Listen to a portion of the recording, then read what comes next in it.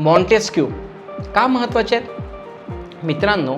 Montesquieu हे 3 प्रमुख विचारवंतांपैकी आहेत की ज्यांनी फ्रेंच राज्यक्रांती व्हायला हातभार लावलेला आहे. बरं, फ्रेंच राज्यक्रांती आपण 4 झाल्यात बरं का, सिलेबसला फक्त पहिलीच आहे आपली 1789ची. मित्रांनो, याच मॉन्टेस्क्यूंनी एक महत्त्वाचं काम केलं आहे. मॉन्टेस्क्यूंनी त्यांच्या स्पिरिट ऑफ लॉज या पुस्तकामध्ये पहिल्यांदाच सरकारमधील सत्ता विभाजनाचा सिद्धांत मांडला आहे.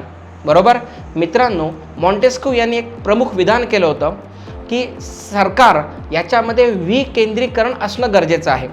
मित्रांनो, कायदे बनवणारे कायदेमंडळ, कायद्याची अंमलबजावणी करणारे कार्यकारी मंडळ आणि या दोघांवरही देखरेख ठेवणारे आणि संविधानिक मूल्याचं जतन करणारे न्यायमंडळ म्हणजे कायदेमंडळ, कार्यकारी मंडळ आणि न्यायमंडळ हे 3 सत्ता विभाजनाचे 3 वेगवेगळे पिलर्स असावेत. त्यांच्यामध्ये विकेंद्रीकरण असावं हे या मॉन्टेस्क्यू साहेबांनी सुचवलं होतं आणि त्याच तत्वावर आज आपलं संविधान काम करत आहे. थँक्यू.